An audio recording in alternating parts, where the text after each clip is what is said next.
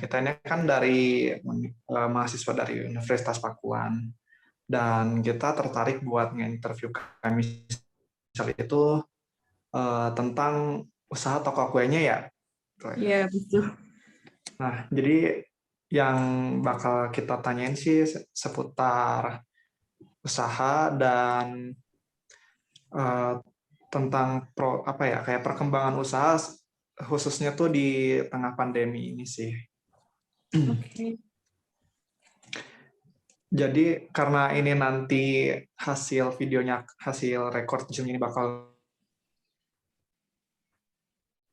di-upload di YouTube, jadi saya mau nanya dulu apa kami siap apa enggak gitu. Iya, putus-putus. Sekarang boleh deh Kak Misal untuk memperkenalkan dirinya, terus sama profil usahanya. Silahkan Kak Misal.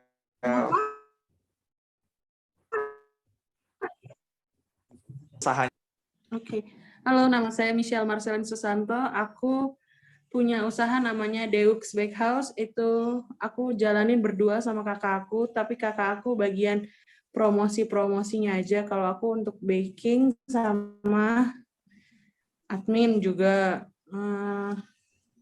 Namanya Deux itu karena kita berdua. Deux itu dari kata Prancis, artinya dua, karena kita berdua jadi namanya Deux. Kita base-nya di Cibinong, Bogor, di Jalan Ciriung Cemerlang nomor 99.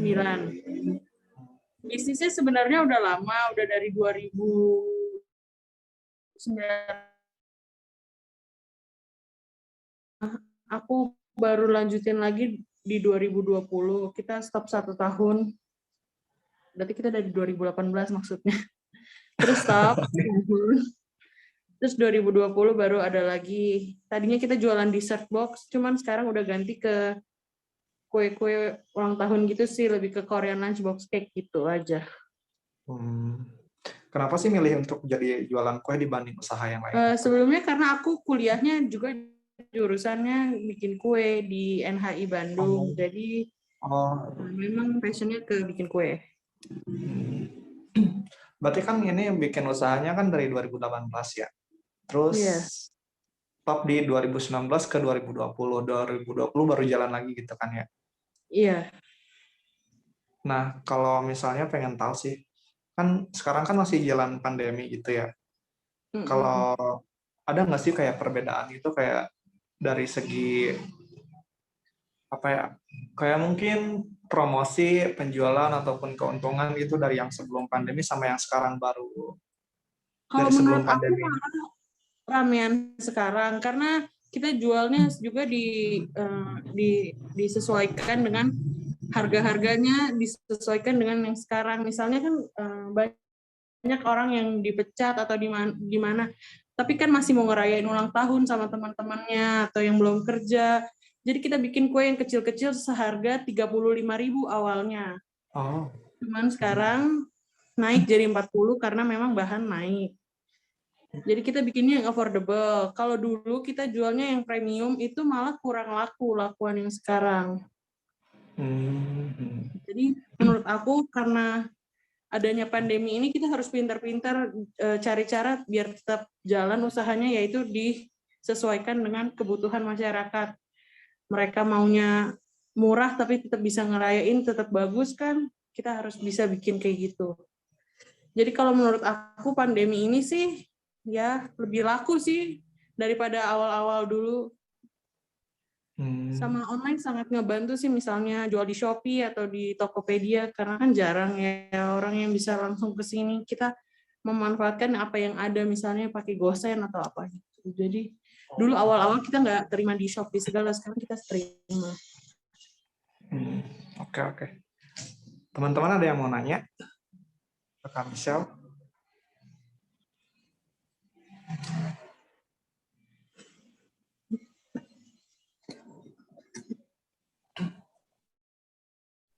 Saya mau nanya, Kak. Kalau nggak ada, aku lagi yang Iya.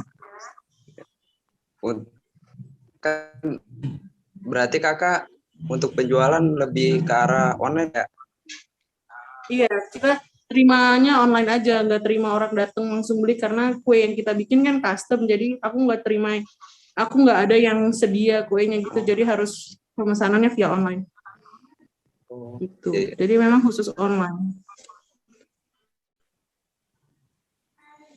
Kalau untuk masalah pengiriman gitu, datangnya kuenya nggak sesuai, kayak ada kerusakan gitu di jalan, itu pernah terjadi nggak? Untuk kerusakan di jalan sebelumnya kita udah selalu bilangin kalau misalnya itu semua tergantung drivernya, karena kita nggak bisa tanggung jawab, kita nggak bisa liatin drivernya nganternya kayak gimana. Jadi sebelum bayar emang ada perjanjiannya, kalau rusak kita nggak bisa tanggung jawab. Kan pemilihan untuk pengiriman kan ada yang same day sama yang instan. Kalau kita saranin yang instan. Soalnya kalau same day bawanya 7 paket kan kita lebih cepat rusak, tapi kita memang tidak menjanjikan apapun. Setiap rusak itu tanggung jawab mereka sendiri, kita nggak bisa ganti. Berarti ketika pengiriman itu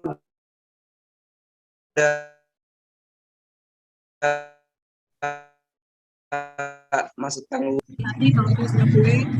Jadi drivernya kadang ada yang ngerti, kadang ada yang nggak ngerti, ya susah juga. Saya mau nanya, sebelum buka toko kue itu ada kesulitan nggak sih Kak?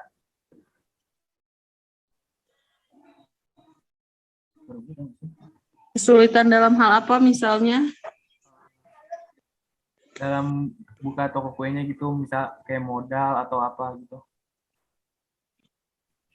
Oh, untuk modal karena kakak saya kerja, terus untuk tempatnya saya masih di rumah sih, jadi untuk tempat kita nggak keluarin modal, paling dari listrik gitu-gitu aja, tapi itu juga setelah ada penjualan baru kita bayar listriknya cuman 500.000 paling, soalnya memang mixer segala kita udah ada, jadi tinggal bahan-bahannya aja yang dibeli.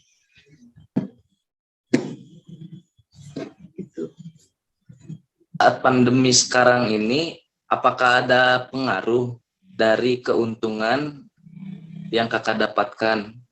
Atau malah pada saat pandemi ini kita malah mendapatkan kerugian?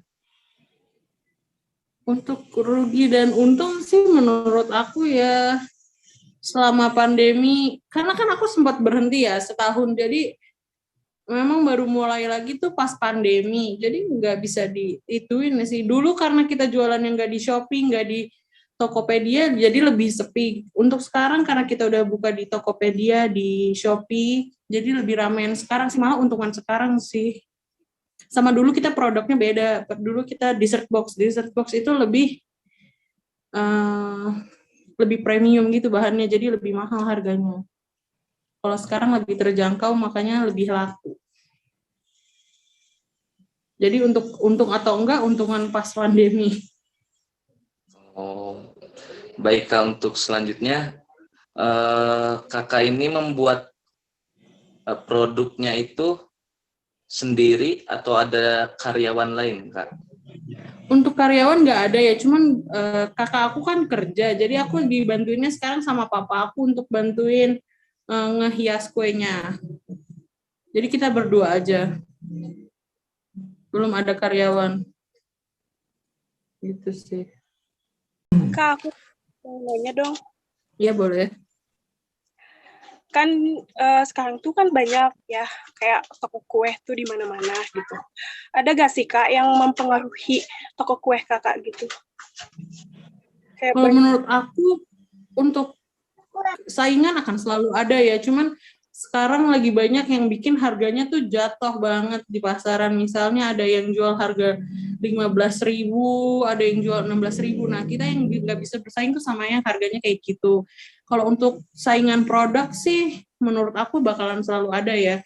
Jadi nggak merugikan. Kalau misalnya yang jatuhin harga kayak gitu baru sih sangat-sangat mengganggu. Karena memang sih dari bahan-bahannya beda, tapi kan orang lebih milih yang murah daripada bahan-bahan. Lebih banyak orang milih kayak gitu. Yang mengganggu itu yang menjatuhkan harga. Baik, terima kasih. Iya.